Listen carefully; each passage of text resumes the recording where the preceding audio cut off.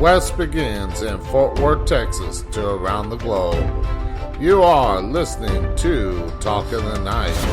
And now, your host, Paranormal Phil. Thank you, and good evening, good morning, wherever you may be around the world, around the globe, or even in your own backyard. I am Paranormal Phil, and later on in the show tonight, we're going to be joined by my guest, the Reverend Rob Lee, as we talk about tarot with an attitude and so much more about the tarot cards. But first up on the Talking Tonight website under Story of the Day, man confesses to killing flatmate during tarot card reading.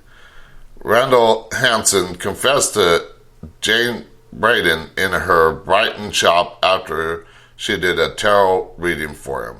A Brighton man, Randall Hansen, was jailed for life after confessing to killing flatmate Derek Marney after the tarot reading dealt him the death card. Mr. Hansen was found guilty of murder after a 2-week trial at Croydon Crown Court. Jane Braden, who owns JJ Tarot, the Brighton seafront, told Mr. Hansen to pick 10 cards. The first 3 cards were the Blasted Tower, the Emperor, and the Death card. That's when he broke out in tears, and then that's when he confessed to killing Mr. Marney, but said he didn't mean to do it. And of course, you can read more about that story up on the Talking Tonight website under the Story of the Day. Just click the link below that story and it'll take you to the original story. So let's get into a little bit about my guest before we bring him on. And just let me do this real quick. Okay. Now, it says, I have learned that life isn't always easy. Sometimes even the strongest people need help to work through life's challenges. I utilize an array of tarot and oracle cards as well as pendulums for divination, and I will tap into my connection with spirit and use my clairsentient and empathic intuition to provide answers, clarity, and peace of mind to help guide you on the path to living a happy, fulfilled life and enjoying happy relationships and rewarding careers.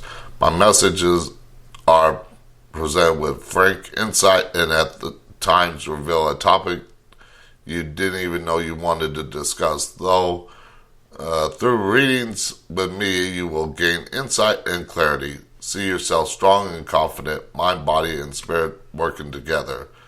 I have a master's degree in social work from the University of Central Florida, but you need to know I ain't your mama's shrink, and this ain't gonna be her session. Transformational and spiritual coaching brings your unique energy to full bloom. I will get right to the root of the issue, and I will lay it on the table, literally with my bold to the point approach. I will help you find the answers you are looking for, and we will have a good time doing it. With me, you will be able to breathe easily, talk, and laugh. Our time together will empower you. Let's talk. So, please welcome my guest to the show, the Reverend Rob Lee. Why, hello there. How are you, sir? I am doing good. I was worried about the show Thunderstorms earlier because I thought last week I actually had to cut my show short on Monday, and because of severe thunderstorms, and there was tornadic activity headed my way, so I was worried that I was going to have the same thing this week. I was like, oh, that's one of the things I get for living in North Texas. Yeah, that's true. We all have our weather. I'm in Florida, so mine is hurricanes, and a lot of times it's not the hurricane that does the damage, it's those little pop-up tornadoes. So I hear you, and I understand completely. Yeah, I've been through a tornado once, but I was on a Navy ship at the time up in Norfolk, Virginia. and we had to go out and see, and they're pretty much literally walking on the walls of the ship as we're sailing through Wow. the hurricane. Okay. So, I bet that was, so what, did y'all take the ship out of the harbor to get it into better seas, or is that what happened? Or? Well, we couldn't have the ship in port because it would bang up against the docks and damage the ship. So Gotcha. when a hurricane comes in, all the ships have to go out. All right.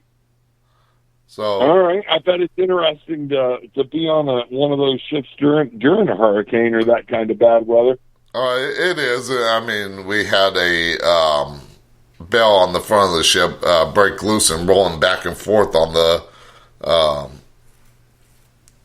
deck of the ship and everything like that. And a couple of us guys had to clip onto the railing, go out there, and tie down the bell. Wow. Yeah, Okay. that was interesting. Yeah, I bet it was. That brings a whole new definition to hold on to the railing, huh? Yeah, I mean, people can get an idea of what that was like from like those crab fishermen up in the Barents Sea and stuff like that. Forget the name of the show. The Deadliest Catch. That's it. But seeing like how the ship's rolling with the waves and the big waves and stuff like that, yeah, that's exactly what it was like. Wow, that's crazy. I've never been, don't want to be on anything like that either. All right, so how did you get, I think I did ask you, tell the listeners about yourself. I think I did.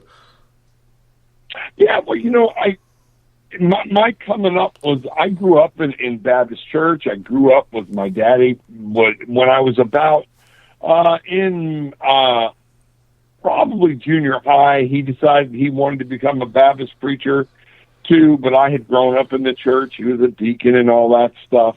And when I grew up and got on my own, I actually became a law enforcement officer for about 14 years.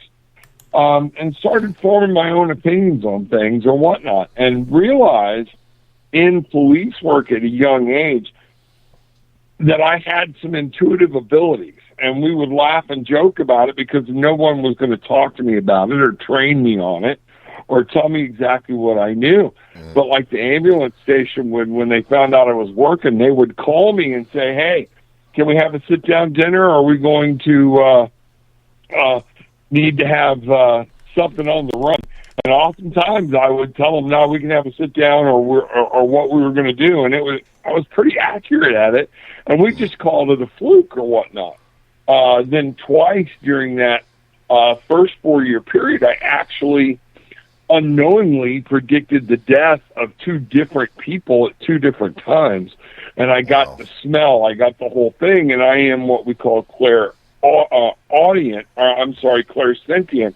I feel in my brain. It's more of what I pictures I see. Like, I don't see things. I smell things other people can't smell or whatnot. But my gut instinct comes from that feeling. And all the while, people telling me, "Oh, that's all. You got to be careful because that's of Satan and everything else."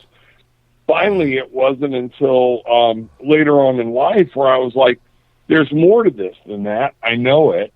And a good friend of mine was a tarot reader. And so I started asking her about it. And, that kind of led me to it. My wife and I and her husband, we wound up going to what we call a juju shop, a store up in Daytona. And I bought my first deck of tarot cards. And it took a while to learn them, but then I started working and started using my intuition, and just became pretty proficient at it. So, moving through different things, when I went back to school, I had a GED when I was 50 years old, and went from making very good money to them selling the company that I was actually working for, call centers. And they were actually sending me to the Philippines, other different places to help troubleshoot and to build call centers, and we did so good, they called me and said, hey, we did great, we sold the company. Oh, by the way, you're out of a job. Wow. So I wound up going from that and being a single dad with 3 boys still at home, back to working for 7-Eleven. And it was at that time my oldest boy said, you've got all this experience. You got to go back to school. So at 50, I went back to school full time. And it took me 7 years straight through, but I walked away with my master's. And I had my master's degree, fully accredited degree from the University of Central Florida. In that, I started working and doing a lot of work with addictions and things, and I realized people needed to hear something different. All the same thing was being told to these people all the different time. And so I wanted to individualize it for each person, which is hard when you're dealing with 10 different clients a day or that thing. I brought my tarot cards in one day, and between clients, started reading the clients so I would know what direction to go or where things were going to happen. And I started using them in therapy or whatnot. One of the clients saw the cards, knew what they were, and asked me to do a reading, and we were able to really cut through a lot of the red tape because it wasn't all the addiction stuff they had heard time and time again. So I started using it. I would actually use oracle cards and a lot of people didn't even know what I was doing in group therapy sessions, and we would bring out different oracle cards and talk about, what does this mean to you? Where is this at? Especially if it was the Tao Oracle deck or something to do with the yin and yang, things like that, finding balance. And it was just a good way to break through. And I fell in love with it. I have practiced it over and over. And that's kind of how I got my start. It was one of those things where I just knew something was different. I knew there was another way, that God could talk to me in more than one way. And so I found tarot cards. Yeah, and I know I tried my hand at tarot cards at one time, but I realized my own abilities of being able to see spirit and communicate with them and everything like that was a lot stronger. So I was like, yeah, I don't need the cards. Yeah, no, and there are quite a few people that don't. And there are many times I did a reading with somebody today where I didn't use the cards. But the pictures seem to help people, and because they're not all standard, there are now all kinds of different decks and interpretations out there. The artwork on the cards can actually help somebody see different stories, different pictures, things like that. So it is one of those tools that's just used for divination. But the cards are just cardboard. They're not going to give you the answers. It's got to come from, like, with me, I derive my answers from my intuition and my conversation with spirit, with gods, with the guides, with the angels around me, those type of things, and being open to feel and hear what's going on in somebody's life. Yeah, and I had the Rider-Waite deck. That's the one that I had, and like I said, I've had my ability since I was 5 years old, so, and it's just grown more powerful over time, but a lot of, and you mentioned about people saying, oh, that's the devil's work and stuff like that. I've gotten that myself, especially since I'm Wiccan, and people start telling me, you're practicing the devil's work and stuff like that. And I kind of turn it around on them because I grew up in a Baptist family. But right. I would say, does the Bible not say, he without sin cast the first stone, or judge not lest ye be judged yourself? And the people shut up after that. Right, and that's where, there's so many misconceptions about what the Bible says, and a lot of people believe what a man told them something meant, rather than taking the time to read. They'll take one verse and turn a whole religion or a whole thought process out of it, rather than realizing what, the scripture was actually written for, reading the whole chapter, understanding what comes before and after, and the content of that. And so there are actual things going on that people are saying are biblical that actually are not biblical. Yeah, and like I said, I mean, I have no problem with other people of other religions. I've even have Christians friends that are interested to hear about Wicca and stuff like that, and they're not judgmental, but there are those few that are. But it is their choice and everything like that, and I just kind of steer away from it nowadays. Yeah, I hear you. I understand. A lot of people do. And, that was, even when it comes to spirits, a lot of people truly don't, they'll say, oh, I'm Baptist or I'm this, I'm Catholic or I'm that. And they don't even truly understand what their own religion believes. Because I will ask a bunch of Baptist people, tell me about a ghost story. And they'll all start telling me a ghost story. And I'm like, well, that's funny. Because according to the Bible, if you take the one scripture, Baptists believe that once you die, you go to heaven or hell. And then you use the story of Lazarus to say, hey, there's a great gulf fixed between me and thee. So if you're telling me you believe in ghosts and you believe in spirits, what part of this scripture and what part of your church is faltering here? And they're like, And it's just one of those things where you got to grow up and free things like that. Of course, that brought up another thing I used to tell a lot of people when I told them I do paranormal investigations. They're like, "There's no ghost story." I'm like, "Does not the Bible call Jesus the Holy Ghost or Holy Spirit? There's your ghost and spirit." Right. It just confuses people, but it opens a conversation. It makes them think. Or at least I hope it does. and that's it. And the key thing is, I try to tell people, don't argue your point. Make a point, let it go. Once you've made your point, don't bring that on. We need to keep that positivity rolling. And nobody's ever been forced into believing something new other than somebody being brainwashed. Mm-hmm. So, you make a point, I make a counterpoint. At some point, we have to say, okay, and leave that alone, and just let it go, rather than, because other people will start arguing to the point, and now all you're doing is just trying to get somebody else to say what you believe, and it's ridiculous. Yeah. And, I mean, there's plenty of times, especially with political stuff, that somebody might not agree with me because their belief system, and I got my own, but all I'm trying to do is open the conversation. But anyways, you also mentioned about kind of predicting things and stuff like that. And did you use the cards to do that kind of stuff, or was it just kind of messages from spirit coming to you?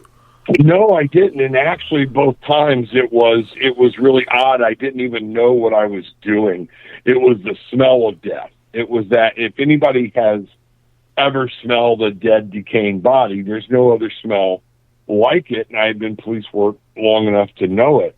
And while we were talking to this one person, me and my partner at the time, I just got overwhelmed. And when he walked away, I said, hey, did you not smell that? And how could you stand to be around him? Because I thought it was just his stench. And he's like, oh, I didn't smell anything. Yeah. And I'm like, what? I said, man, he's sunk to high heaven. That night we were working his death in a car wreck, okay, later on that evening. Same guy, all right? We were both kind of looking at each other like, holy crap, That's what happened. This is what went on. And that happened again about 2 years later with another gentleman that was in his vehicle. We had talked to him. Everything was fine. 2 hours later, he's DUI. He hits and kills his best friend who was on his way home from work. And, I mean, they were like childhood friends, but I had that smell, that thing. And I was actually with the detective from the sheriff's office at the time and told him what I had. And he was like, okay, don't be strange. And I went home. That actually happened outside of my jurisdiction, but he called me at like 3:00 in the morning. He said, "We're sitting here working this traffic homicide with that guy. I'm not mentioning any names or whatnot that you mentioned." So it came from the smell, and it was an immediate relation to death. And my intuition just called it. It was one of those things. So, and got a little bit of a reputation in and around, and that's the reason I'd be like sitting there eating dinner with the ambulance guys and whatnot. I'd be like, we better get this to go. Yeah. And next thing you know, we'd get a call and we were off and running. So, tuning it in or whatnot, but I never had anybody to help me really dial it in or understand what was going on other than I was just getting hunches, Yeah. And those hunches have been around my whole life. And finally it was one of those days, and my dad wanted nothing to do with it. Nothing would happen. God rest his soul. But it was one of those things of, again, this very good friend of mine, she was like, those are spirit. That's intuition. That's you tuning in, and you're putting yourself in a place to be able to listen. So, that's kind of where that went, and it opened up. Then going back to school and seeing things from a different perspective, it kind of helped me open up my eyes and ears to a whole different way of thinking. Yeah, and of course, like me, a lot of people label me as a psychic or a medium or something like that. I tend to not use those words. I tend to call myself a hyper empath because I got different aspects of clairvoyant, clairaudient, highly intuitive and stuff like that. And I think one of my strongest suits is being able to see things, kind of predict things that are going to happen. Like, very well, living down in Florida, about Hurricane Katrina and everything like that. Well, right. when it was on the east coast of Florida, just barely about ready to hit Florida, I was living out in California at the time, working at a Western wear store, and we're looking at a small little TV and everything of the coverage of it, the radar and everything like that. I said, let me pull up a map of the United States, and I zoomed in on an area, and I pointed to a spot, and I said, that's exactly where the eye of the storm is going to hit, before I even hit Florida. And sure enough, that's exactly where the eye of the storm hit. But nobody would believe me. It's like, come on, I've got things right. I'm telling you, I know this stuff. I don't know which one of my guiding spirits is telling me this, but sometimes, but it just comes to me, and I'm like, right there. And sure enough, like I said, that's where it hit. Another time, I was going out to Beverly Hills, because I have a friend that lives out there. He's been on many paranormal TV shows, David Ullman, and he lives 150 feet away from where the Manson murders happened. And and my friend was taking me out there for the very first time. He knew David, but he never really met him in person. He just talked to him over the phone and over the internet. And so we were going out there to talk with him and investigate. And I said, I don't want to know anything of the location other than the murders happened down the drive. I don't even want to know how they were killed, just because it would corrupt my thinking and everything like that and my ability. So I was like, I don't want to know any of that. So we're driving along the 60 freeway out there in California, headed to Beverly Hills. We're probably about 40 miles away. My friend's driving. I'm sitting in the passenger seat navigating so we don't get lost. I said, well, we're on a freeway, we know, so we're not going to get lost there. It's once we get to Beverly Hills, it's where we're going to have to pay attention. But I was like, let me pull up a map on Google Earth of where David Ullman lives. And I said, I want to just see the area, just see if I can see anything, just by kind of remote viewing. And I zoomed in on the area, and I pointed to a spot on the map. I got the strong feeling. I said, right there's a portal to the spirit world. And trying to show my friend while he's driving 80 miles per hour on the freeway was probably not the best thing. But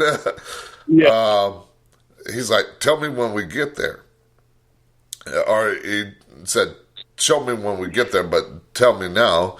I told him what I saw there and everything like that. And I get to the spot. David Ullman comes out of his house and talks to us and everything like that. And my friend goes, tell David what you just told me on the trip here. And I walked to the spot where I saw on the map. I said, this is where I'm picking up a portal to the spirit world. And his eyes just kind of in shock look. And he goes, that when my house was being built, that's where a 5-gallon bucket of water tipped uphill, which is impossible unless it was pushed over by a spirit.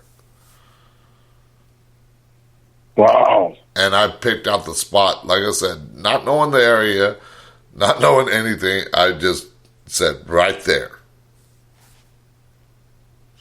So, I mean, that ability is probably one of my strongest suits, especially with Mother Nature and everything like that. But let's get into some of the other stuff with tarot. So, like I mentioned, I use the Rider-Waite deck. What deck do you use for doing your readings? I'm sitting here looking at. Right now, I've got 1, 2, 3. I've got about 10 decks within my reach, and about 60 more on a wall case, and then about 70 to 100 oracle decks. It all depends on what I'm called to. Because I will put them out, especially during my show, Tarot with an Attitude. I will lay them here, and I'll be working with one deck. Like the 3 decks I have laying in front of me right now is the Lost Tarot deck, which has got some beautiful artwork in it.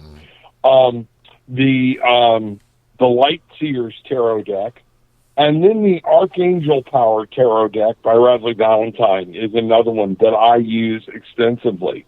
But I've got other decks, like I said here, that are just as powerful.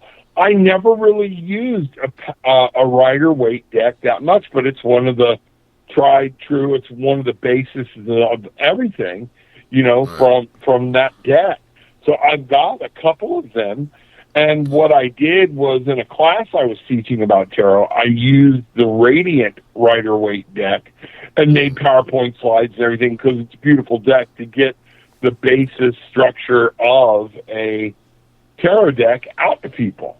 So my go-to deck right now, or decks, I'm saying over the past week or so, have been the Light Seers and the Archangel Power Tarot. But I've got so many. I'm looking at, what the Celtic Dragon Tarot. I'm looking at the Darkwood Tarot. I've got the Murder of Crows Tarot. I've got tarots that are meant for reading shadow work, things like that, with some very different type of intent. I've got some that are funny, that are, laughter. One of my oracle decks, which is an what's her name, Anne Frank or Lisa Frank, I think it is. I've got it sitting right here. That's all actually very cartoony, and it's the whole major arcana. So I use that when Lisa Frank, the artist, that does, and it's all like Candyland, bears, toys, things like that. But it's the major arcana, because sometimes we need to lighten up a little bit and just have fun. Yeah, that's what it's all about. I mean, there's all that old saying, laughter is the best medicine. So you got to lighten things up every once in a while. Absolutely. And, it lightens people up to see we're not so stiff or anything else. The other thing is I talk to my people, and when I do readings and everything, just like I'm talking to you. I don't get all airy, fairy, and all that. I cuss. I say, hey, here's the deal, Somebody will say, well, that doesn't make much sense. I've been doing it this way. And I'll be like, yeah, and how's that working out for you? Yeah. Why are you sitting here? Yeah. Like I said, I don't do anything like one of your mama's old tarot people, Yeah. But I speak the truth. I say it out front. But again, a lot of times in today's world, people want to hear that, Yeah. They want to hear the truth spoken and not have everything wrapped up in a bow with unicorns and rainbows, Yeah, there are probably some people that want it that way, but... yeah. But we are at the house, so we're going to take a real quick commercial break, but we'll be right back with my guest, Rob Lee, as we continue to talk about tarot and spiritual healing and so much more. We'll be right back after the short commercial break.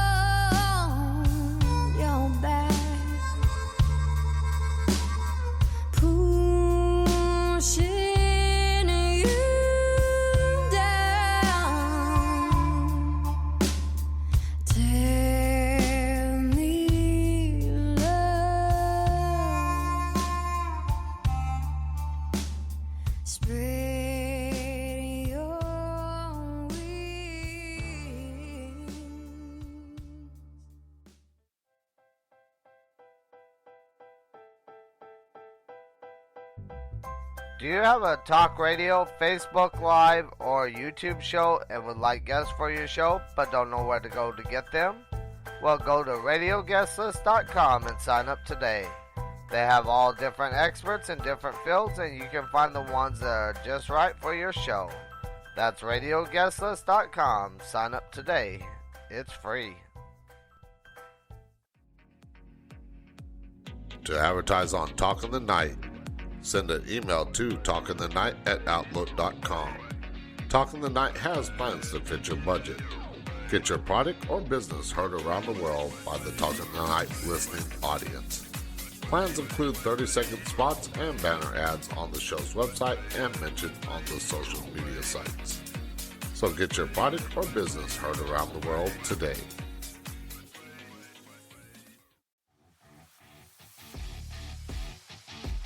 Shop the Talk in the Night merch store today and pick up one of the many products with 9 different designs to choose from. The store has men's and women's apparel, drinkware, houseware, and accessories. Pick up a t-shirt, coffee mug, or anything else on there and support the show today. Go to talkinthe.night.com to find a link to the merch store.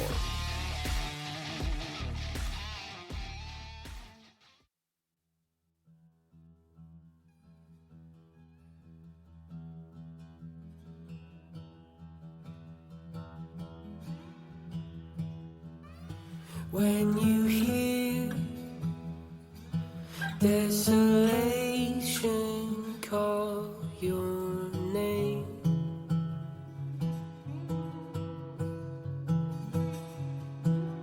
it appears in a voice full cold with pain.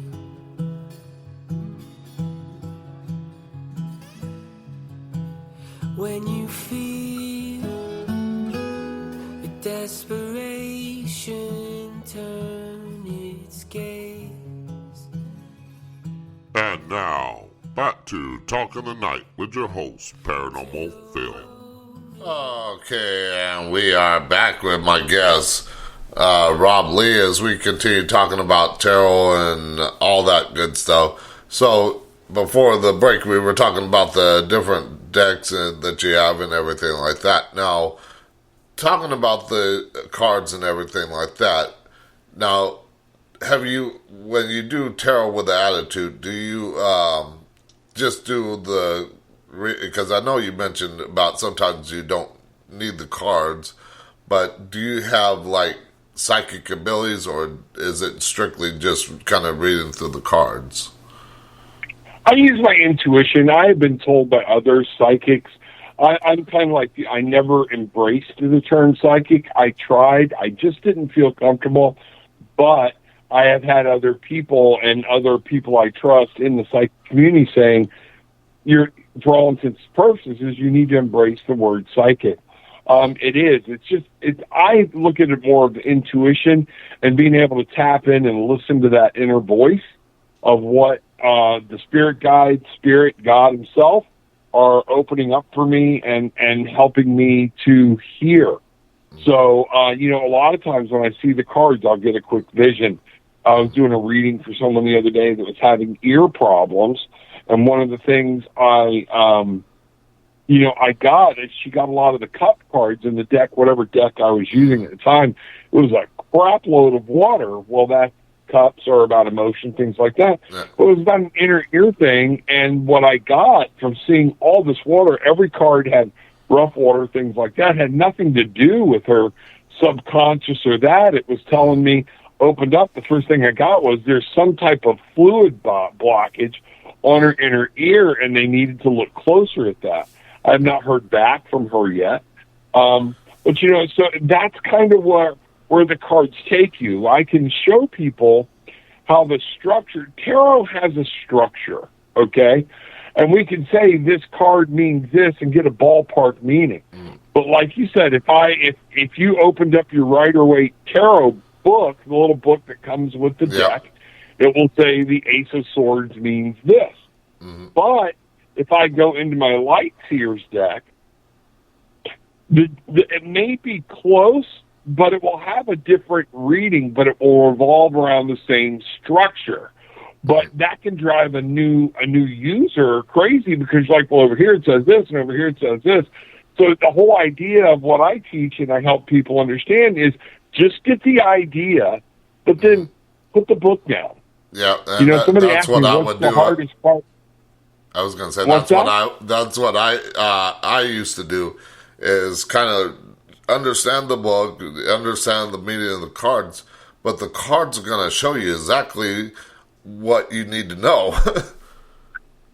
Exactly, and it is somebody. People ask me all the time, "What's the hardest part of reading tarot?" And to me, one of the hardest parts is putting the book down. Yeah. Trusting yourself. Because the truth of the matter is, if that's the way you wanted to read tarot, you could buy a deck, pull out the book, and go, okay. But I guarantee you those meanings trying to read somebody's problem or a relationship issue or guidance on their work, it's going to seem pretty hollow or shallow because that's not the depth of it. That's just the basic guides to it. Yeah. That's why, to me, reading tarot cards for somebody that's beginning is actually much easier than reading oracle cards because there is no continuity between oracle decks. So, the number one card in one oracle deck, like my Tao oracle, will be completely different than my number one card in my Whispers of Healing deck. They don't have anything to do with each other. It's about whoever created that deck. So the tarot is a good place to start because you can at least get a base structure and know where to go from there. Yeah. Now, when you're doing readings, I know when I did it, like the Rider-Waite deck shows you like a basic layout. Is there different layouts that you use, and what kind? Actually, and I do a lot more readings where it's on camera, things like that, because a lot of people reach me through Zoom or whatnot. Mm-hmm. I don't rely on, like, the old Celtic cross. There were 10 cards, but you had to remember what each card position meant. Mm-hmm. There are times I use them, but more than that, I will tell Spirit, tell me what I need to know. And I will draw 3 cards. And a lot of people use 3 cards, past, present, future. Situation, challenge, what you got to do to resolve it. you can do that. And if you just hold your intention on what each space means of, okay, I'm in this situation right now. Where am I in? What is this situation all about? And I pull a card. Then I'll actually ask, okay. And I don't just always deal right off the top. I will reshuffle and say, okay, what is the serious problem I'm having? What's crossing me up in this situation? Mm-hmm. And I do it, and I let the spread build itself. So I have taken a couple of different spreads, and like I was on a cruise ship one time, I was sitting there doing practicing with the first part of the Celtic Cross spread with the 5 cards. And then I thought, you know what?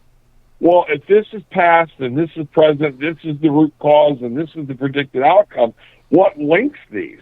So I started asking, tell me what links this root cause with my past, and I started making a wheel.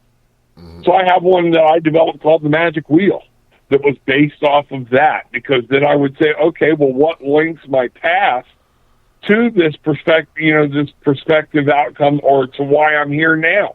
And I will throw one in again to connect those. Everybody seems to want to do spreads because they're just looking for that. But remember, I think once you get into it and you really learn it, it's more about just being connected with spirit, asking your question, and laying the cards out and say, this is the message. Listen to your heart. Do I need more cards? Do I need clarification? I don't understand this. My wife and I, on Saturday, she joins me on the show at 10 a.m. We call it the Magical Unknown. And we read together, and she will read from completely different decks that I do, and we'll combine them to see if we come up with a message from Spirit, or if she's picking up on something and I'm picking up on something different. Mm-hmm. So we'll use the shadow card, which is the very bottom card. We'll use the light card, very top card. I don't believe in having anything set in stone. You have to be able to, to go with the flow for that individual you're working with. Does that make sense? Yeah. Like me, I started out with the Celtic Cross to learn the deck and everything like that. And then I started knowing about other different spreads and everything like that. But one of my favorite one that I would do is I would shuffle the deck and then cut it in. I would have the person cut the deck into 3s. And then I would spread them out, one for past, one for present, one for future. And I would have them pick a card. And, who's going to know better than their own guiding spirit? Exactly. And that's what there are some people that's like, never let somebody touch your tarot cards. There are other people where it's like, no. And you know what? There have been times I've been doing readings where I was like, I think I'll do all the handling and cutting or whatnot. Mm-hmm. And then in the very same session when I'm at a store or doing a reading for different people, I'm like, this time I want you to shuffle the cards, mess them all up, and touch them, because I felt like their absolute energy needed to fill those cards, or there was something else talking. So I'm not, it kind of irritates people. That's one of my big things, though, is letting people know, if you're dealing with spirit, if you're talking to spirit, he doesn't have the same message for you. She doesn't have the same message all the time. Your guides don't have the same message. Be open to doing it different ways. You can do a start, have a good setup, like with 3 cards. I'll look at the situation. I'll look at what the challenge is in that situation, and then I'll look at, what we're supposed to do to overcome that challenge. When somebody's like, just give me a general reading, I really don't know where to go. But then it's the conversation that we take from there of whether I'm moving to another deck, I'm adding other cards to it, and a lot of times I'll wind up flipping out. I started with 2, and I'll wind up flipping out 8, 9 cards as this progresses and Spirit talks to me. Yeah, and like I mentioned about letting the others, people pick out the cards and stuff and shuffle them. I would shuffle them a little bit, but I would also have them shuffle them and cut them and stuff like that. Because, there will be people that would probably say, well, he's got it already set up to tell me this because he's got the deck set this way just so that he can tell me this and con me out of money. I mean, there are people that would probably do something like that. And I'm not saying you would, but because I saw the video today, but I'm saying that there are people out there that'll look at somebody that does tarot readings and say, well, he's not letting me cut the deck or anything like that, so he's got set up to scam me out of money or something else. Yeah, and a lot of times, the way I do it, you've already paid before you sit down, so I don't have anything to lose. Yeah. At that point, because it is, you're paying for my time. And, one of the things we talk about in that, and it's common amongst tarot readers to laugh about, was we've seen people go around the room asking the same question, but it was unbeknownst to us. Mm-hmm. And then they would come back and say, y'all were all wrong. And all they were looking was for somebody to give them the answer they wanted. Yeah. And this is the guy over here. He knows, okay, so 5 people told you something all the same that we didn't communicate with, but one guy gave you the answer you wanted to hear, and that's who you want to go with? Okay. Yeah. Wake up a little bit. But, that's a lot of times that's what we're doing. We're looking for validation. Yeah, that's a lot of times what I get doing psychic readings, which I don't do very many of them, just because it takes a ton of energy out of me. I was talking about the David Ullman house. They used to do seances, and we had another psychic that would do those. And I was up monitoring the cameras, but when she was done with the seance, I would go down there because I knew exactly as the minute that she started talking to people, all those spirits that were around were going to conglomerate around her and overwhelm her. And so I would go down there, I would break off some of the spirits off to me, so that way she wasn't overwhelmed with them. And I believe the same thing with doing tarot card readings. I mean, you're going to get all these messages coming in, and you need to discern and focus on that one person. Exactly. And there are times, like I said, the room feels full when my wife and I are doing readings together on camera in our little office. It's because we're sitting right here at the same table. So I've got my guides, her guides, spirit, everything's there. And she will get a little flustered sometimes. I will get flustered because it's like, man, messages are coming in. It's like it's all overlapping. So we gotta sit still and listen and watch and what happened. But it can be overwhelming. And there are times I'll put a card down and I'm like, I'm here's what I'm seeing or whatnot, but she picks up on something very quickly and is very sharp and going, well, let me add this card to it and let me show you what this is going to do. And we're like, whoa, okay, got it. Saturday, there were some things that were tripping her up, and I was just very sharp. I was on key and was just in tune, it works out very well. But sometimes it can be overwhelming with presence and whatnot, especially when we are using, at one point, there'll be 6 to 8 different tarot decks on the same desk. So, because she does the same thing I do. She'll randomly pick another deck or pick one up and be like, nah, Spirit wants me to use this deck over here. Something about the artwork or something it's going to be, And she actually does more of interviewing her decks when they come in, each one. She's a lot more faithful at it than I am because I don't remember the interview down the road. So I kind of stopped doing it. But the deck, she has a spread, like we were talking about, that has 6 different positions in it that talks about what this deck, tell me about the strengths, what you can use this deck for. And like I bought a mystical something shaman deck or whatnot, and I never could work it on the show. I put it up for months, and finally I was like drawn to it again. And then I did the interview with it and found out I wasn't supposed to be using it with other people. It was specifically for me. So I don't, I stopped using it on the show or with anybody else. And a lot of times that's my default oracle deck when I go outside and we sit on our porch in the morning, drink our coffee, and we're doing readings. Mm-hmm.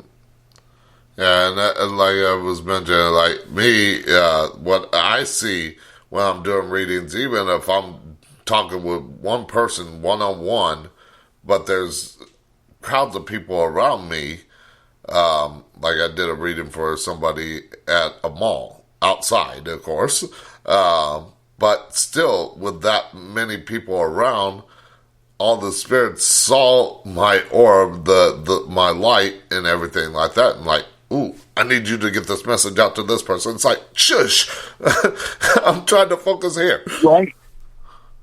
Yeah, and it is one of those things, like when we're doing the show, Tarot with an Attitude, I've had people ask me, that reading really fit for me, but it was for somebody else. Well, spirit will work that way. They know there's a crowd, Mm-hmm. So sometimes it's just like going to church.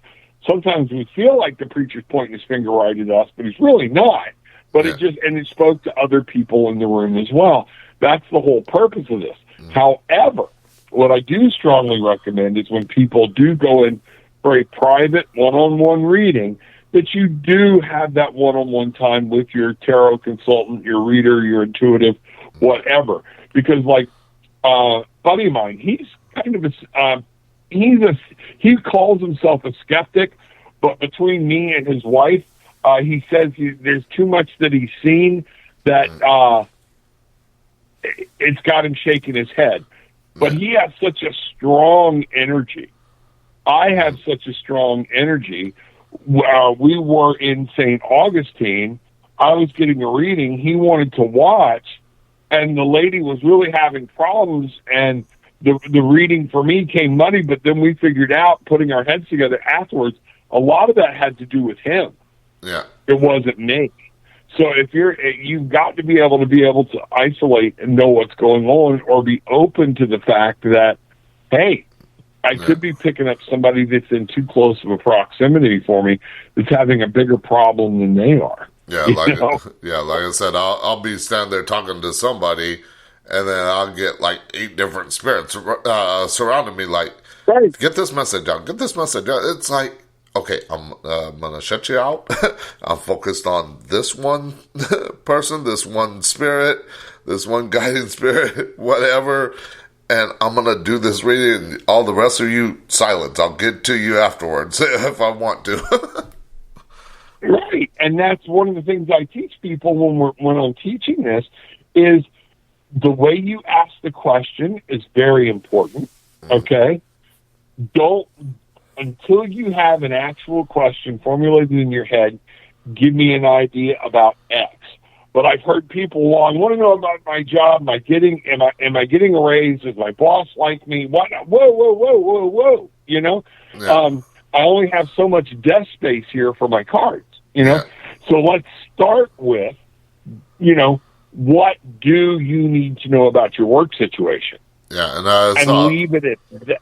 Yeah, and then work on it from there. And a lot of times the other questions will unfold.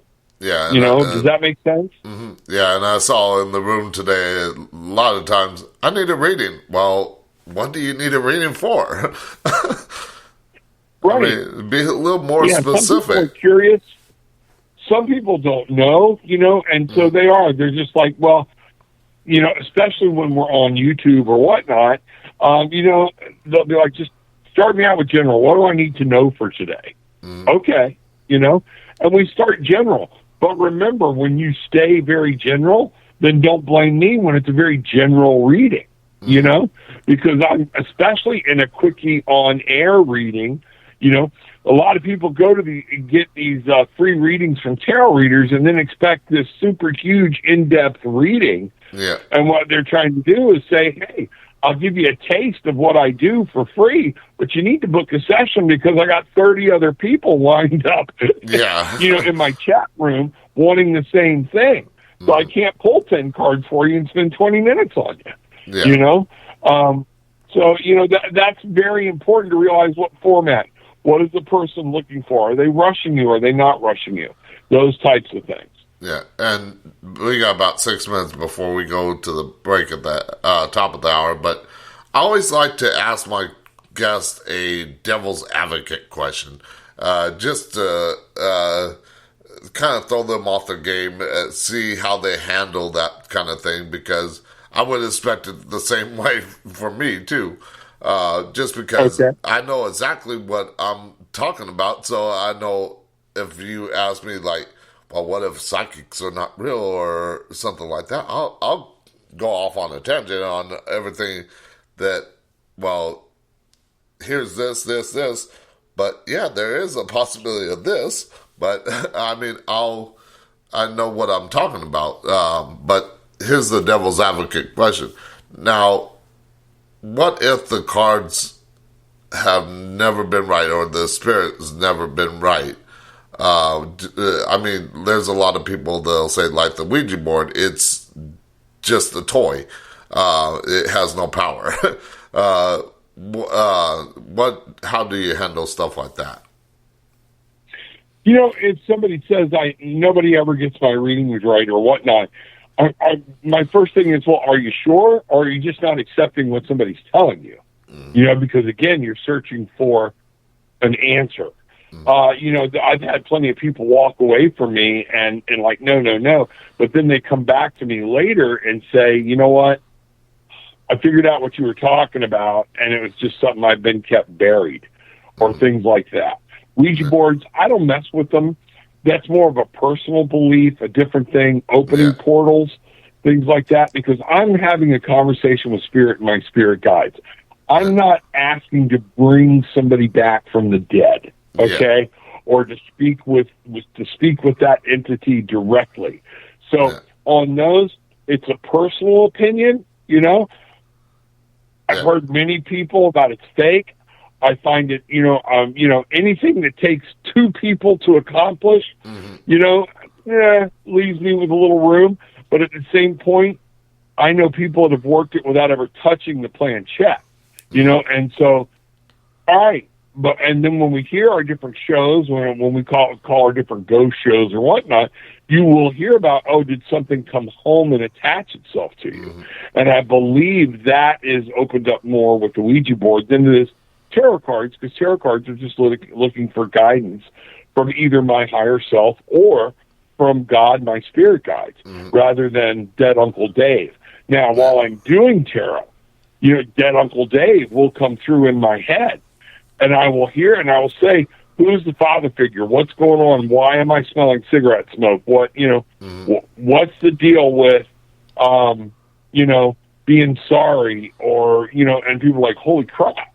And, those things come through on different levels. Is that making sense? Yeah. Now, like me, like I tell a lot of people, the board is not bad itself, even though I won't use it, just because of a past experience when I first got into the field over 30 years ago. I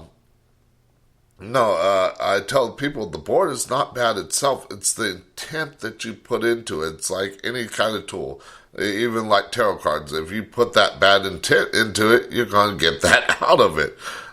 Even with a digital recorder. I mean, if you're talking to the spirits on a digital recorder, you provoke them, you cuss them out, stuff like that. I know, like Chinese culture, cussing out the spirit is a thing, but but anyways, if you put that intent into even a digital recorder, something as simple as that, you're going to get that bad intent back if you put that bad intent in. Right. We use this thing called bangerang. What you put out is what you're going to get back. Focus on your intention. A lot of times what you put in yourself is what you put out. And that intent is so true in that statement. And when we come back from our break, I'll tell you a story about when I was on a cruise with Bruce, and he said, we got to work on your bedside manner, because I did start channeling a spirit, and it was totally out of the blue. Yeah. And, so I'd love to tell you that story when we get back. Okay, well, we'll be right back with my guest, Rob Lee, as we continue talking about tarot. And, of course, in the next hour, the phone lines will be open. The chat will be open on Spreaker. You can chat with us and ask questions. We'll be right back after the short commercial break. Make you feel right at home. Honey, does it well. Keep me dancing till I'm dead. 'Cause I could run a mile like this. Head over heels, feels like this. The sun has got me on my track. I ain't never looking back. I ain't looking back. Ain't looking back. Ain't looking back.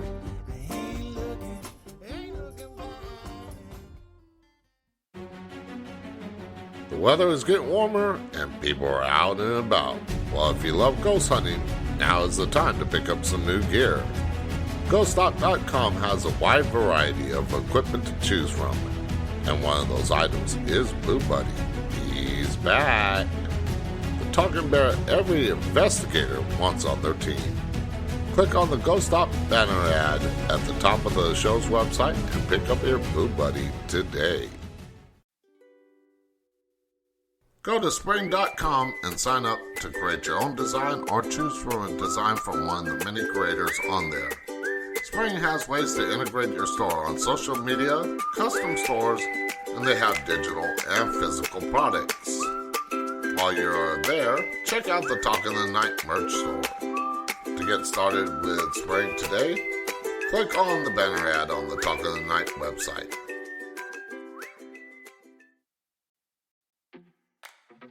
Go to the show's website and click on the links for each of my guests and purchase a book or other product that they may be promoting. Without them, there would be no Talk in the Night. Whether you're interested in the paranormal, conspiracy, technology, health, relationships, or any other topic the show covers, my guests have something for you. Check it out today on talkingthenight.com.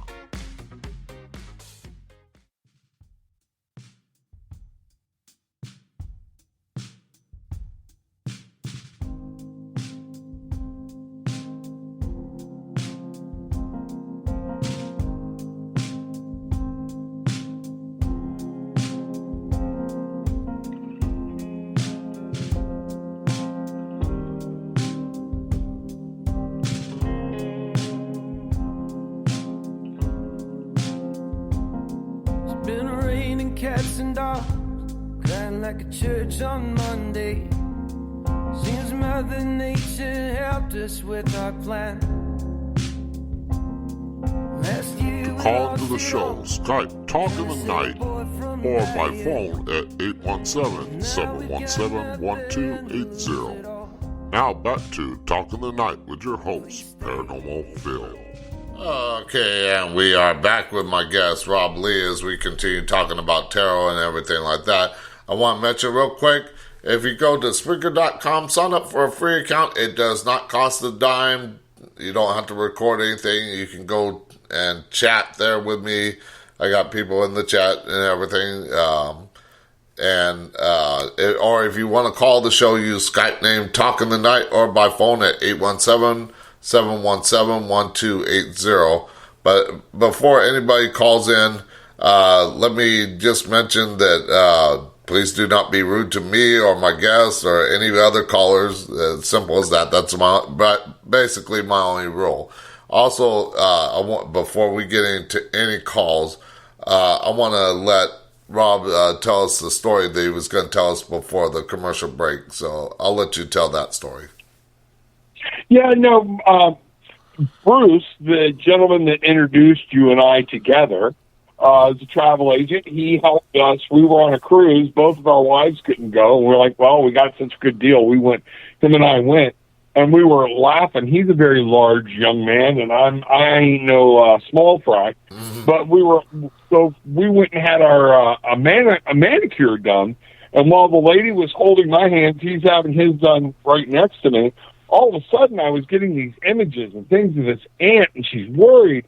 and coming and finally I looked at this young lady who was from Africa, I believe, and I said, "Who's your aunt?" Of course, I say aunt, and she's looking. We're having this communication thing, and I said, "She's worried about you. You're working too much, and something's went on that you're supposed to be. Stop worrying about it." And you need to take care of yourself. And finally, the young lady next to her said, "He's talking about your auntie." And next thing I know, she's busting out crying. Everything else takes off running. And her aunt had just died the month before the trip. She had just gotten back. And so we talked and helped her through that. And then while she was off crying, I'm talking to this other lady and the one sitting next to her, and I'm like, "What's this little girl thing? She's crying." And Bruce says, "Rob, we got to work on your bedside manner, brother, because this is just not working well." And she had lost a child within the last year. So, when these things hit, sometimes they hit hard. Sometimes it's a little itch, and you're like, "I don't know what to say or what not to say." Yeah. So, it's hard. that. Yeah. So. All right, so go ahead. No, I was just going to say, go right ahead if you got some calls okay. or somebody wants some questions. Yeah, all right. So if you got a question, like I said, you can either type it on Spreaker.com. You do have to sign up for an account. You cannot access the chat without it. Or you can call in to the show and go ahead and ask the question. But until we do get a call, I'm going to ask another question. Now, what are some of the questions that people do ask? And I know we mentioned this in the first hour, but I want to catch people up on it for the second hour. Somebody's tuning in late, like I do have one person in the chat that tuned in late. Okay.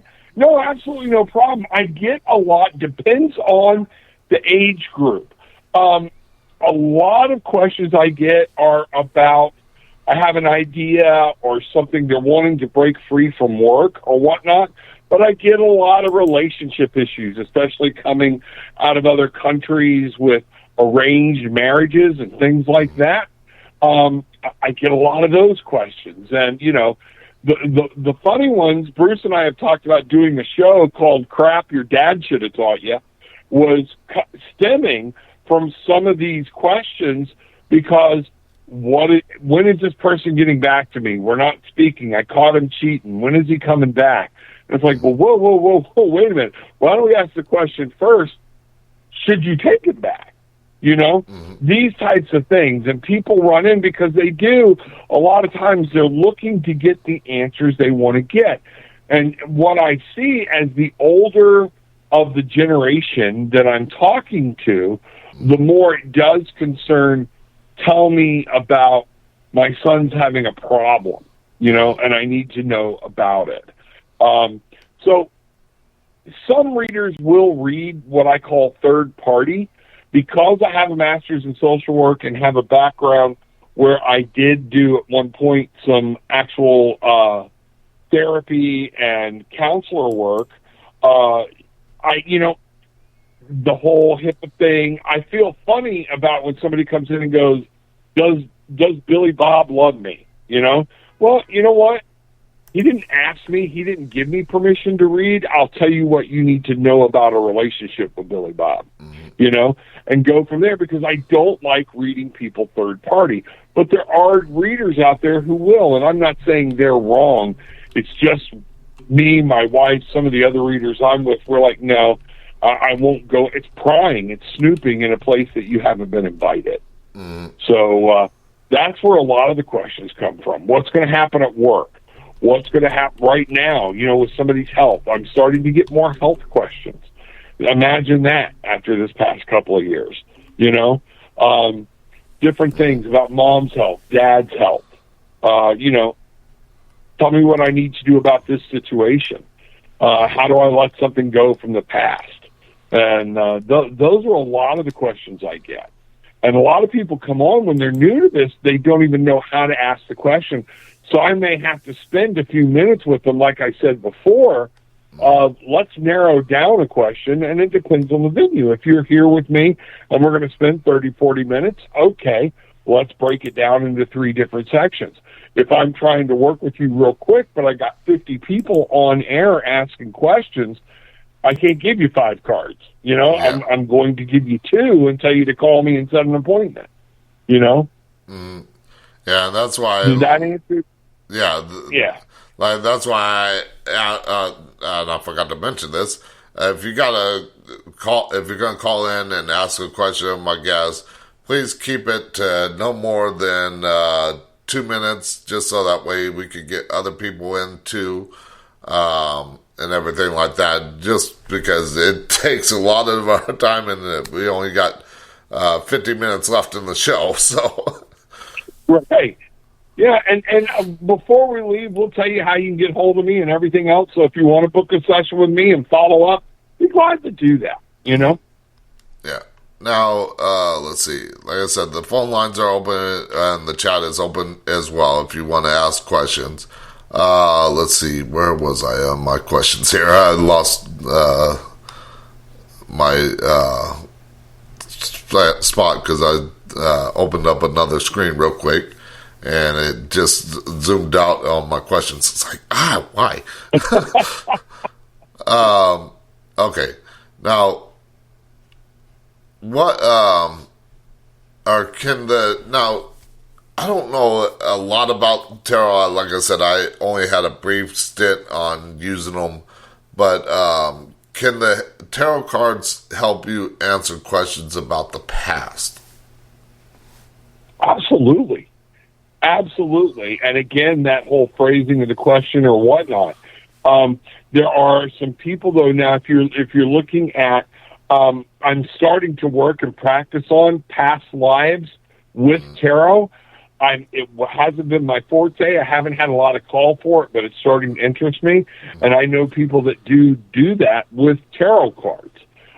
So I'm working on learning some of that and opening myself up to it and seeing what happens. I have some decks, and I've done it with a few people of where I see that somebody's been a queen. I think some people are disappointed when we do go into a little bit and they don't find out they were a Mandingo warrior. They don't find out that they were a Roman gladiator. You know, that, yeah, you were actually a servant, you know. But a lot of times in understanding that, or we can go into just our immediate past. What happened? And that's where I think I have a leg up with having my master's in social work, because I can see this from a different angle, but I can still bring the spiritual and use that in with it to find out what's going on.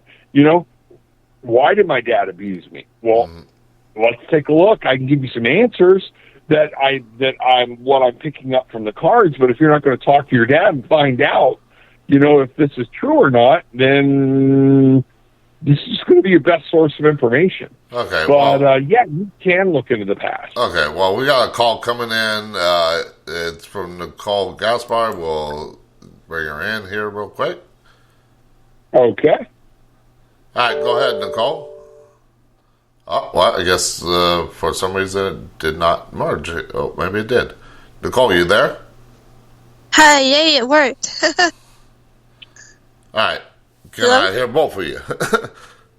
Okay, great. Let's see. Hi, Nicole. There we go. Hi, how are you? Good. Was your question for me or for Phil? I guess for you, for both of you, I don't know if you're doing readings now or not, but looks like, how do you prepare yourself before you do a reading? That's a very good question. And thank you for asking it. One of the things, like you heard me say, my wife and I will sit in the mornings and we will actually do our own readings. It's kind of like a devotional. I hate when I sit down to do my show and I've been rushing all morning. People will tell you will actually see me say a prayer to God on the air to slow me down, calm me down. I will drink hot water and lemon through the show. At one point I was drinking like a Hempworks coffee. But one of the things I will always tell people when they're doing spiritual work, make sure you're staying hydrated, okay? Because Right, it's yeah, energy. you get it drained. Yeah, and you've got to stay, it helps you stay hydrated. I was having a cup of coffee here just because it's so late where I'm at. But at the same point, I got a bottle of, purified water going over here, too, because I don't want to run that. But it's that, to start tarot and to start a session with somebody, one of the things I would tell you is just like we should all be doing every day. Get up a little early and say hi to your spirits. Say good morning, Tell your greater spirit, your higher power, thank you for this day. I'm starting to do that. I say a simple prayer to show me some signs or be with me today, and later on I'll see some signs. Yeah, and that's just it. And it's just like anything else, prepping yourself. You don't want to get up and be 5 minutes late. You're running the kids off. You got a piece of toast in your mouth. Let me sling a card today. You don't want to do that. Get up about 10 to 15 minutes early. I call it my 20-minute challenge, actually. You have 20 minutes early. Take your shower. Get ready. But then build that 20 minutes in to just sit still and be. No phone, no kids, no anything else. And you will find out that will open you up throughout the day to be more receptive. I agree a lot nowadays. We're just so doing things in a fast-paced world now. We forget to slow down. Yeah. So I totally agree. We do. Yeah. All right. Thank you again, Nicole, for the call. Like I said, I want to keep the call short so that way we got more time. And thanks, guys. Mm-hmm. Have a good night. You're welcome, Nicole. Uh-huh. All right. So we're back with you. And again, like I said, the phone lines are open. If you want to ask a question of my guests, feel free to call in like Nicole did. Or, like I said, go to Spreaker.com, sign up for a free account, go to the chat, the live episode, and when you click on it, there'll be a chat bar that you could, excuse me, I got the hiccups and the burps at the same time. But hiccups, as I call them. But anyways, you can go to the chat bar and type anything in there, ask questions, or even just chat with me in general during the show. I mean, I'm watching the chat while I'm asking questions and everything else, so my mind's all over the place sometimes. Yeah, I hear you, and I'll talk about anything, so it's good. And I really appreciate that Nicole called in with that type of question. I love those types of questions, and I encourage people, if you have a question about tarot, ask somebody, and ask me. I love to talk tarot, and I love for people to realize everybody was born with intuition. The magician card is there to remind us all the gifts we need were given to us, and so it's just some of us are a little more in tune than others, but it doesn't mean you can't get there. So if you're curious about something, any part of it where it fits in with your religion or about the cards itself, am I talking to demons or anything like that? Ask the question, I assure you I am not. Yeah, I tell a lot of people this. I've mentioned it many times on my show. I think I even mentioned it last night. Everybody has that ability, but a lot of people forget. You mentioned skepticism, and skepticism, some people think that's a bad thing for the paranormal. But actually it's a good thing because it keeps us in check from believing everything is paranormal. Even me that has been in the field 30 plus years, I mean, I'll still look at a sound coming from the wall as maybe there's an animal in the wall, there's a pipe banging around in the wall or something like that, and I'll look at it as a terrestrial explanation before I'll say it's paranormal, unless I can actually see the spirit right in front of me. Exactly, and that is huge, because it is one of those things to realize that, in dealing, one of the classes I took in college was about perception, and I took it thinking it was going to be, the way we perceive things as far as, perception is reality. But it actually went into the science of the eye and everything about perceiving. And a lot of people, don't understand that many times people think they're seeing ghosts and they're not. Well, I saw it out of the corner of my eye. Well, a lot of times our eye only has so much peripheral or whatnot. And what we have found out through the actual wonders of science is that in certain places, our brain will fill in what our eyes are actually not seeing, but it fills it in with something it thinks should be there. Yeah. Okay? So that's the reason a lot of times it'll fill in a blank spot with a person. But when you said exactly that, who is standing in front of me, that takes on a whole new meaning. Yeah. So I mean, I'm not worried about it out of the corner of my eye because I could have just saw something wrong out of the corner of my eye, but if they're standing right in front of me, there's no doubt about it.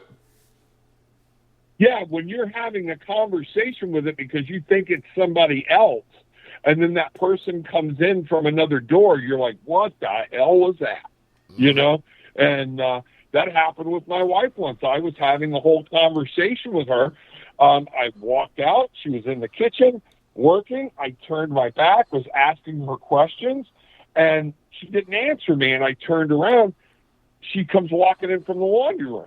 And I'm like, what? And before, she was all in white. So we had to try to figure out what that message was or what it was going to be. Yeah. And I honestly think it was her father trying to come in and see her, but the spirit will take the shape because I never met her father.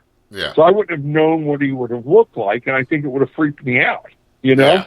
So some of that, because she was in brightly colored, things that she was wearing to work, and the person I was talking to was all in white. And I've seen my wife dress all in white. So, yeah, those things, when you're trying to deal with perception and understanding, there are residual energies that stick around that I believe walls, wood, concrete, the drywall, when traumatic things happen or when people spend their entire lives, my parents' house, we couldn't get that house clean because it was a very volatile relationship. And it was, they had been together 60 plus years.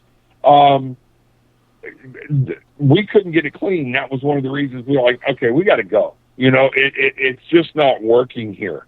Because it had absorbed into the walls or whatnot. And, regardless of what some people think, just walking around with a smoking stick of sage doesn't always clean everything. Yeah.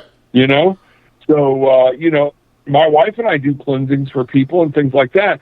And when we've cleansed the house and done all this and we're still picking up this negative energy and seeing things coming out of the walls, it was pure residual. It was not evil, it wasn't bad, but there was so much negative energy stored in that, it would replay like a bad recording. Yeah. Does that make sense? Yeah, I know all about it. I do cleansing homes of the darker nature stuff that a lot of times I get called in before a Catholic priest would be called in. Right.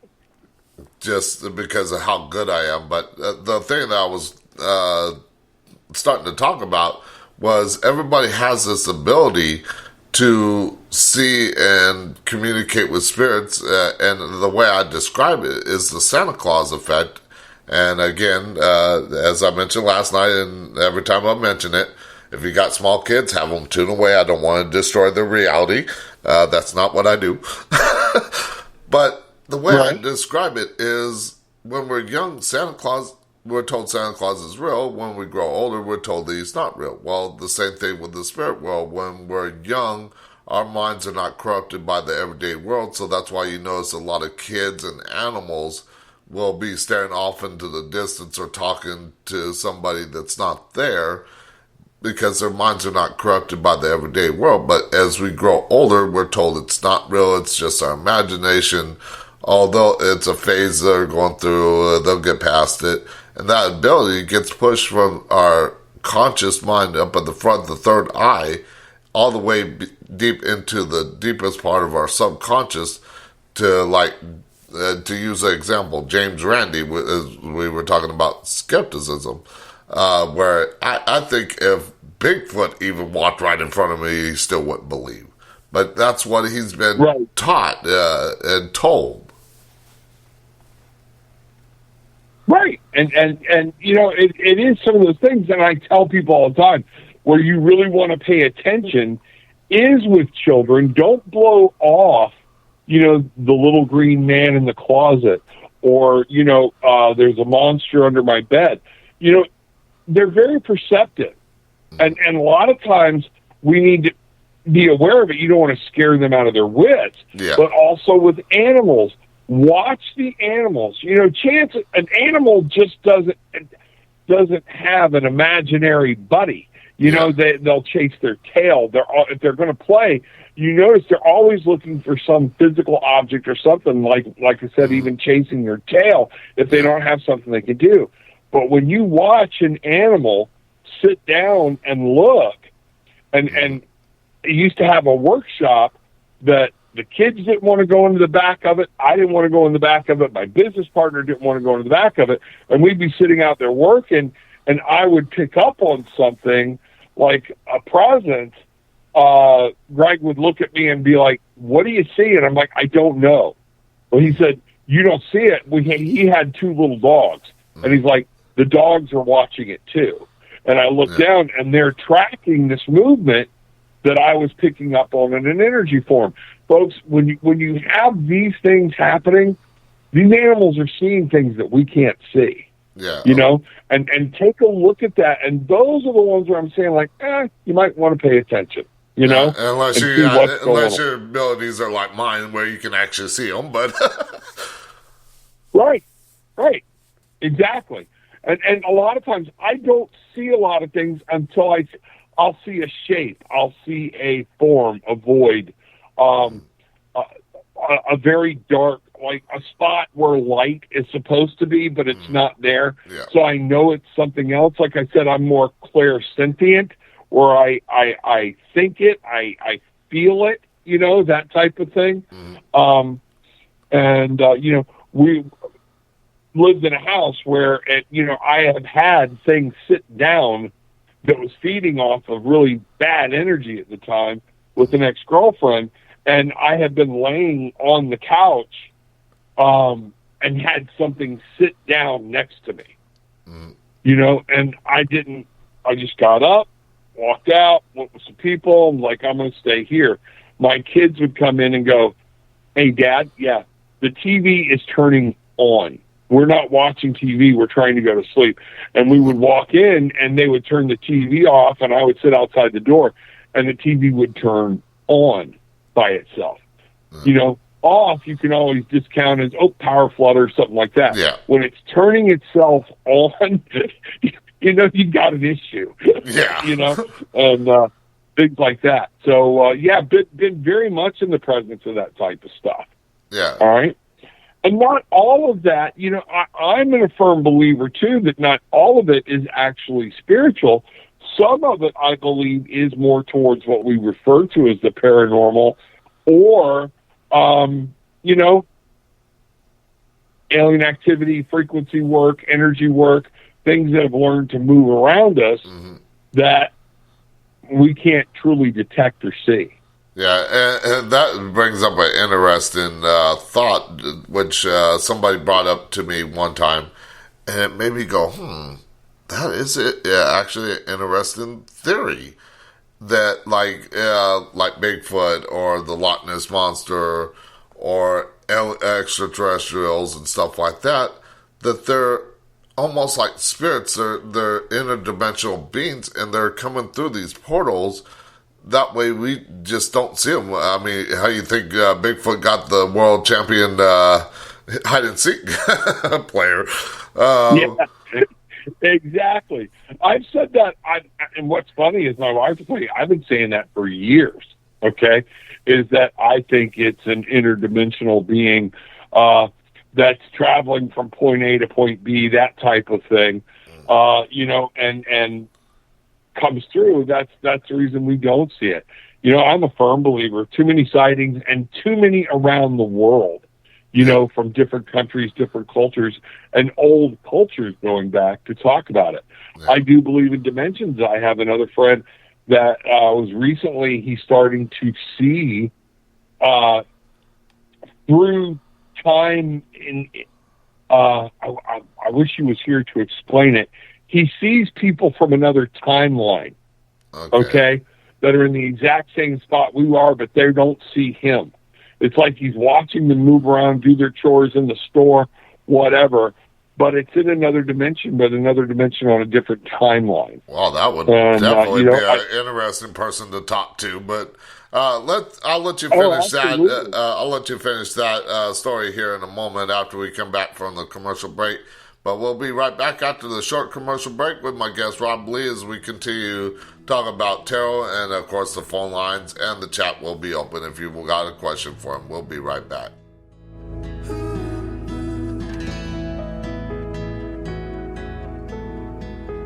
I'll be the one by your side through the good and the hard times, when we're laughing, when we're hurting. I'll be the one that you need through the love and tragedy, when we're winning, when we're losing. Take my hand. There's a better life ahead. Do you need music for your radio show, podcast, or YouTube channel, but need a music license to play it on your show? Well, go to artlist.io and check out the plans they have. They have 3 plans to choose from: personal, unlimited, and enterprise. All the music that you hear on the show is from Artlist, and there is a banner ad on the show's website. Check it out today.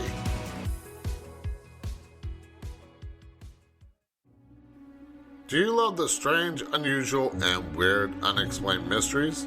Do you like reading about the paranormal and other happenings? Well, I have the website for you, unexplainedmysteries.com. On there you will find so much, such as the latest news and articles, forums, news with video, and so much more. That's unexplained-mysteries.com, or you can click on the banner ad on the show's website to take you right there. Do you love history? Do you wonder what happened on this day in history?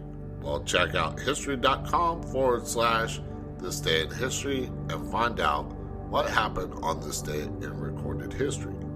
You can also click on the image on the Talk of the Night website under This Day in History and check out one of the many things that happened. The show's website lists a different event in history every day, so check it out today.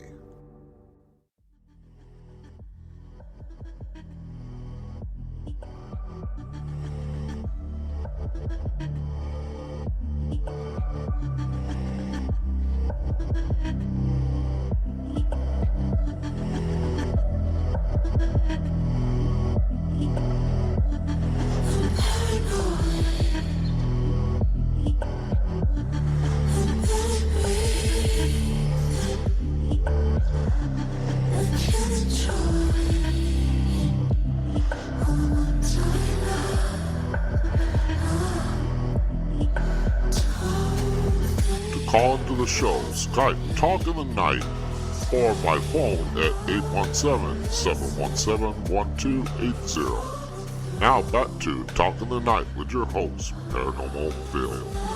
Okay, and we are back with my guest, Rob Lee, and the phone lines are open again. Try to keep calls or questions, calls to no more than 2 minutes, just because, like I said, I'll never know how many people are actually going to call in, so I want to leave it open for questions like that. But going back to what you were talking about before the break and everything, and I'm sure a lot of people have heard of like parallel universes and stuff like that. And I'm just making sure nobody else was trying to call in here real quick. No, it's okay. Anyways, people have heard of parallel universes and stuff like that. So that story kind of sounds interesting, really interesting, to actually be able to see like a parallel universe on the same almost kind of like the same timeline, but different difference in the timeline. Yeah, and that's it. But some of it is, I think more people can see it. You have to be open and paying attention.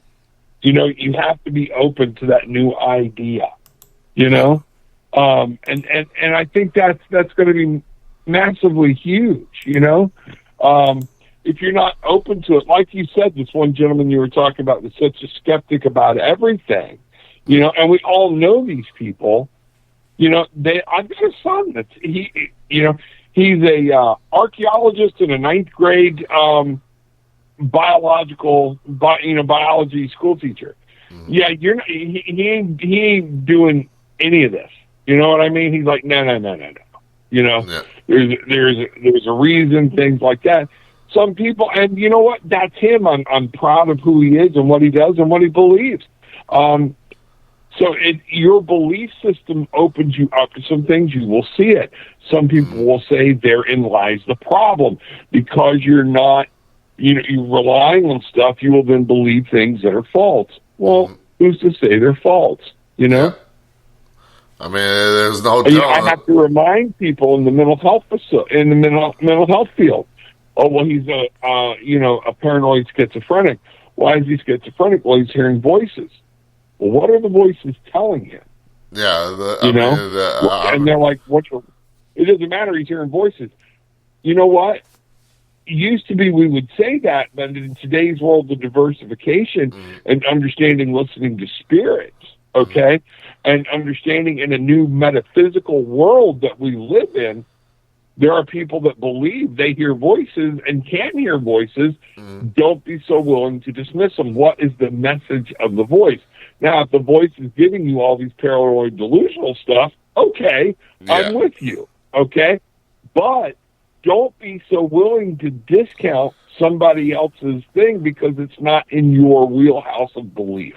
Does that make sense? Yeah, because like when I talk to my mental health professionals and stuff like that, I'll mention that right off the bat, I'll be like, I can communicate with spirits, so I know that I'm not going crazy because of that. That's not my problem. I mean, I suffer from depression from time to time, but like I said, I'm not schizophrenic. I'm not going crazy hearing voices or seeing people that are not there and stuff like that. That's not me. But back when I started in the field in the early 90s, even growing up in the 70s and being able to see spirits and everything like that, you didn't really talk about it because it was more taboo. Right. And, I mean... yes, and if you did talk about it, they would think you were crazy.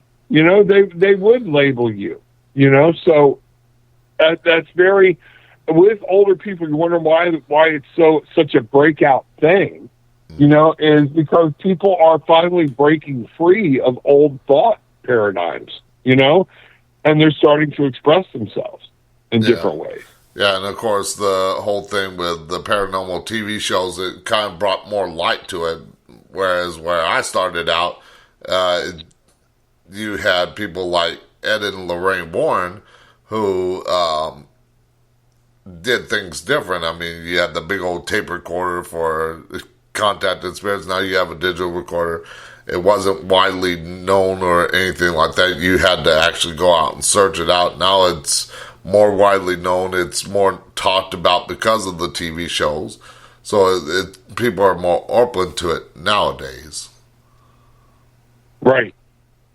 Absolutely. Absolutely. And it is. People are opening up. And, you know, people used to laugh at people that said they saw UFOs and aliens and things like that, and the mainstream world and the government was spending thousands of dollars, millions of dollars to keep that down. And now finally, the government's released that a lot of these Navy videos and Air Force videos, pilot videos that were taken with their own phones or different that got leaked. They've acknowledged that they are truly UFOs. Now, they're not saying they're aliens, but we don't know what that is. Yeah. and it's moving at such a rate, you know, that it is.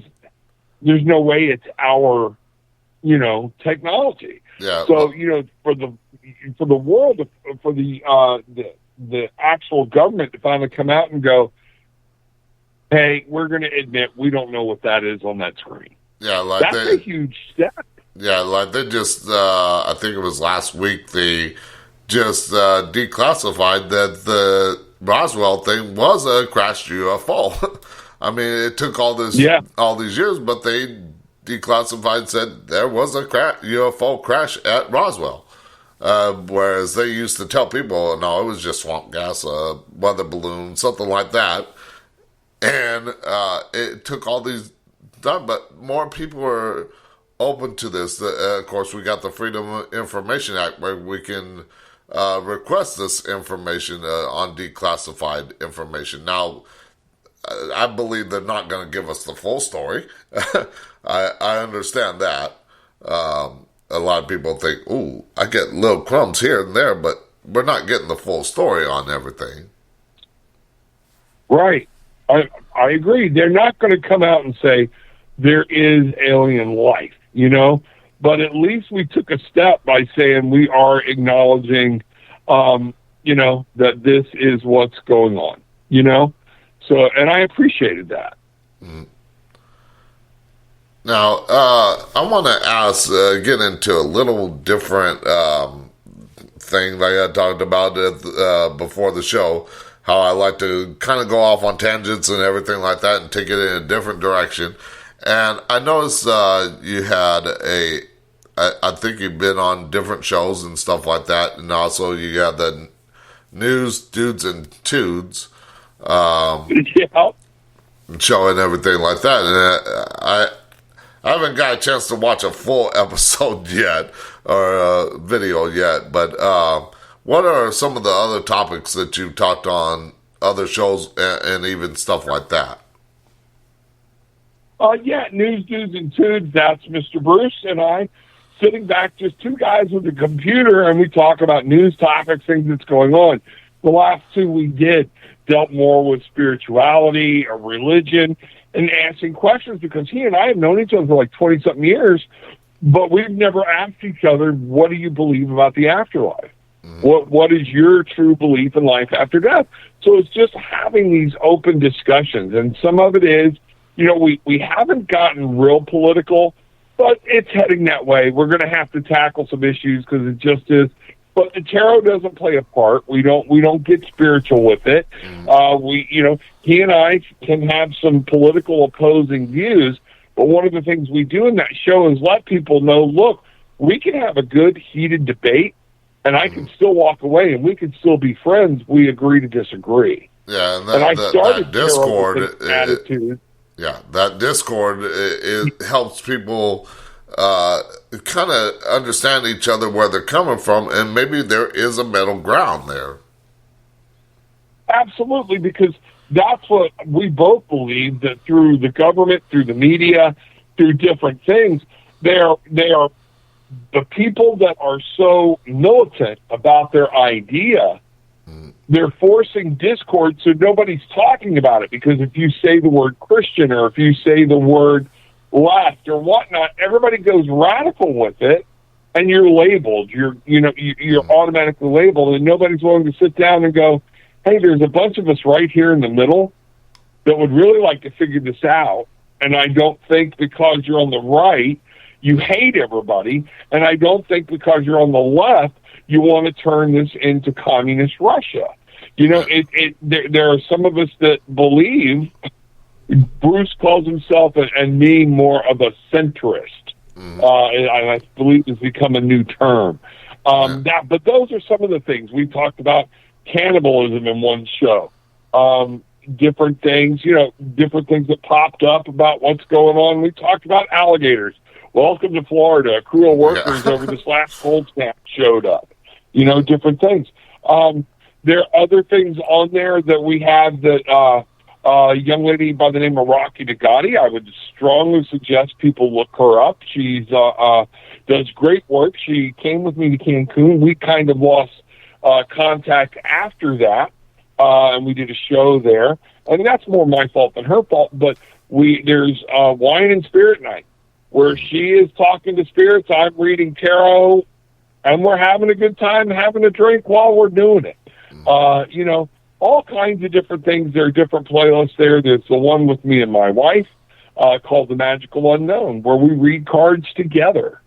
You know, so we're always looking for some different things, and I'm kind of starting to open up in the evenings on the same Tarot with an Attitude channel, more of just some positive talk radio type of thing that is where we'll have some guests on, you can ask questions, but I'll be reading cards to boot. Like, you know, I always like to read cards, and people always ask questions. But having Hillis Pugh and Becky Gregory on from Cosmic Insight, and they do Lemurian Light, and she does a lot of past life regressions. There's a lot of good shows there, a lot of good people we talked to. We even had a guy on talking about crypto at one point. That he's kind of a crypto expert. Yeah. You know, I'm open to discuss about anything. Let's see what we've got. You know? And that's how my show is. I mean, I pretty much talk about mainly the paranormal, but I'll dive into politics and conspiracies, health and wellness, dating and relationships, technology and science. Although more my wheelhouse is the paranormal, and I'm starting to dive a little more deeper into the rabbit hole of conspiracies and politics and everything like that. So I can answer a little more on that and follow along more than I can with like somebody in the health industry talking about something I don't even know about. But I still research the guests. I still come up with all these answers, and I'll still go along with and sometimes go off and be like, okay, you mentioned this, so let's go this direction with that same question. And I mean, it opens people's eye. The way I see it, opens people's eyes to different thinking. Yeah, I agree with you. You've got to be open to different ideas and listen. You know, one of these things with everybody trying to stifle everybody, we don't want to hear what the left's got to say. We don't want to hear what the right's got to say. You know what that leads to? Is us not knowing what the whole group think is. I would rather know what people are thinking and be able to deal with it than to not know until there's some massive blow up through the country. You know? So I'd rather hear somebody. I may not agree with them, but I'd rather give them the platform for them to be able to voice their opinion and not be hidden away. I don't care which side of the aisle you're on. Yeah. You know, that's one of those things. But one of the things I've always tried to do is on Tarot with an Attitude, News Dudes and Tudes is there on the playlist. It is one of the things we've gone a little more mainstream with some of that, talking about flirting with some of those topics a little bit. But Tarot with an Attitude in and of itself was created over a year ago to give people a place to go for some positivity. And just here, it's a great day. We use a saying called bangerang. What you put out, you get back. You know, and it is. We call ourselves the Barefoot Bangerang Tribe. We get grounded. We remind ourselves of gratitude. We remind ourselves of focus so we can reclaim our magic, and then we can find our wings and fly. This is one of those things. But in the middle of all the political crap, okay, I guess it might be going on close to 2 years ago now, you know, there was no place to go to get away from the rhetoric of politics. Yeah. And I opened this up, and it's time to heal. It's time to let some of this stuff go. And this was a show originally built around healing. When you look back at some of my old shows, some of them were recorded. They were me reading cards about healing and energy and light. And then one day I just picked up the microphone and started going live, and it's growing. So invite your listeners, come join us, be a part of the Barefoot Bangerang Tribe. We are growing. Yeah. And we want the tribe to be strong and just help people heal and remember that we're, you know, at the end of the day, it's all about us coming together to fix problems rather than trying to kill the people that disagree with us, you know? So, yeah, there's a new way of thinking. There's another way of thinking. And you don't have to be all or nothing. Yeah. Okay? All right. Does that make sense? Yeah. And I want to get one last question from the listeners here in the chat. They want to know, how long did it take you to learn how to read tarot? Just like anything else, it takes practice. It takes going. I still consider myself learning even as I go. You know, I still pick up materials. I'll read somebody else's books, their decks. I love picking up a deck, and more, I will look at the book than I do the new deck sometimes and see what their take is on the cards, on these situations and things like that. To really get where you want to read for somebody else, it just requires working with the cards and getting in tune to yourself and being confident. I would say it probably took me a year and a half before I said I'm going on, you know, I'm going to start trying to do this, you know. And but that was just me. I know other people have picked it up. They gave themselves over to it. They listened to their intuition, and they've taken right off on it. So that was it. Like I said before, one of the toughest, people ask me what's the hardest thing about tarot. Sometimes it's throwing the book away and looking at the artwork, knowing what the cards say, and trusting your own instinct of what you're hearing. You know, once you can do that and be comfortable with it. The other thing, too, is if you're going to read for other people, you got to be comfortable in giving bad news, because not always what they want to hear. Yep. So you can't read the cards for somebody, be given a message, and you're too afraid to give it because they will, either be mad at you or it's going to make them cry. Because now you have an actual ethical right, in my opinion, an ethical dilemma to give them, no, I had to tell somebody the other day, the way the cards are reading right now, you are not getting your son back. But it doesn't mean that that's forever. You know, you've got to work through it. There's things you got to fix, you got to do, and maybe down the road you can get your son back. Yeah. You know, but everybody just was watching on the show and wanted that to be, yes, you're getting your son back. Well, unfortunately, it don't work that way. I mean, that's a hard one, you know, and you don't want to just walk by that.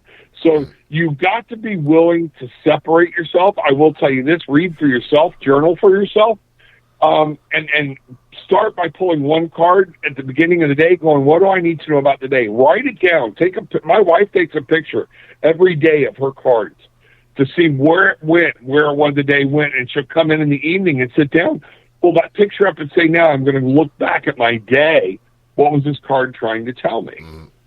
You know, those are beautiful things to do and things you can do all the time. But sometimes if you're too emotionally tied to the outcome, you need to get somebody else to read for you. Just like a counselor needs his own therapist, you know, sometimes a tarot reader needs to have their own reader because they're too close to the situation. All right. Yeah, I want to start wrapping things up because we're almost out of time. So tell the listeners where people can find out more about you. All right. tarotwithanattitude.com, www.tarotwithanattitude.com. You can go there. There's my webpage right there. There's gift certificates. You can book a session.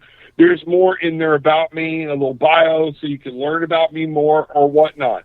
The other thing, everything you need to know about me is go to Google, type in Tarot with an Attitude.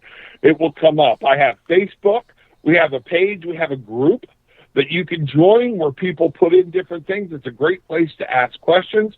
And then on YouTube, Tarot with an Attitude. Just go to YouTube and type in Tarot with an Attitude, and you'll see my bright and shining face right there. And I am on Tuesday, Thursday, and Saturday mornings at 10 a.m. Eastern. My wife is on with me on Saturday.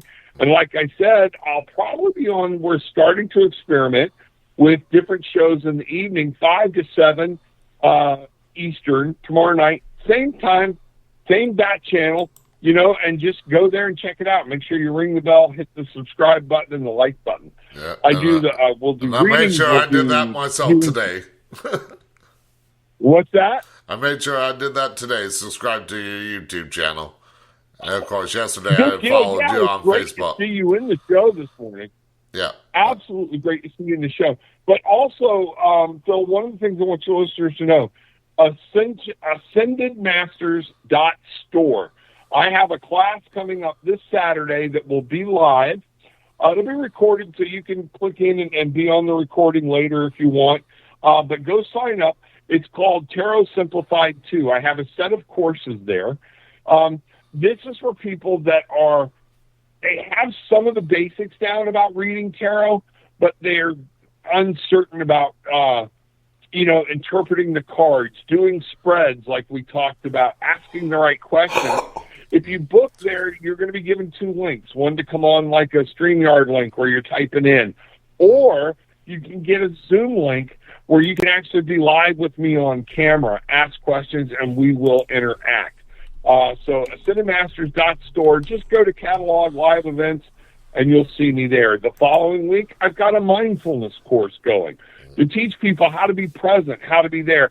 That jumpstarts your meditations, things like that. So we've got a lot going on that your viewers can actually take part in, and I would love to meet them and see them all there. All right, and I look forward to it if I have time. I got a busy schedule ahead of me myself. But I want to thank you again for coming on the show, sharing your knowledge about tarot and so much more with my listening audience. And again... You are quite welcome. All right, so thank you again. And for those listening, tomorrow night we are going to be joined by my guest, June Ahern, and I hope I didn't mess up her name wrong, which I tend to do sometimes. But anyways, we're going to be joined by June Ahern, and we're going to be talking about her work as a paranormal investigator. We'll also get into coaching and reading she does, and the books she has to educate people about parapsychology and paranormal occurrences and debunks. And I hate that word. I tend to use disprove, but her wording, debunk. Superstition and myth. It's not weird, evil, or only assigned to certain people. But again, that you can find all that, the link for her, and of course up on the Talking the Night website, talkingthenight.com. You can find the links for Rob Lee up there. There's a banner ad. It'll take you right to his website. Book a reading through him and everything like that. Also, before we head out, this Saturday, it's probably going to be this Saturday evening, I am going to be at the Fort Worth Stockyards live streaming. I'm probably going to go on the ghost hunt there, which I've been on many times, but I got new equipment to where I can walk down the street and only have to use one hand to have 3 cameras going at the same time. Why I need 3 cameras, I don't know, but each their own. But I'm going to probably do the live stream, the ghost hunt from the Fort Worth Stockyards this Saturday. So make sure you follow the show on all the show's social media sites, Facebook, Twitter, Instagram, Discord, YouTube. Make sure you like, follow, subscribe. And, of course, this Saturday night, it will be on Facebook, on the Talk of the Night website, Facebook page. So if you tune in, I'll be live streaming from down there. So hope to see you then. And until tomorrow night when I welcome my guest, June Ahern, talking about parapsychology and the paranormal. I want to thank everybody for tuning in. Thank my guests again for coming on. And until then, till tomorrow night, I shall see you on the dark side. Good night from Talking the Night.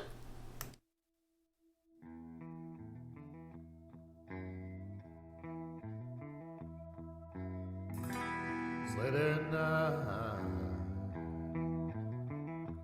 darkness has fallen. Turn on the radio,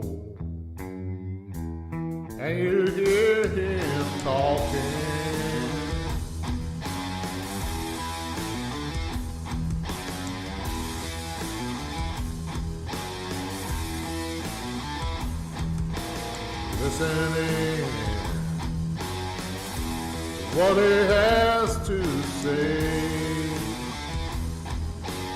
all about paranormal and all other things. When he sounds off, you can hear him say, see you on the dark side. Yes, you can.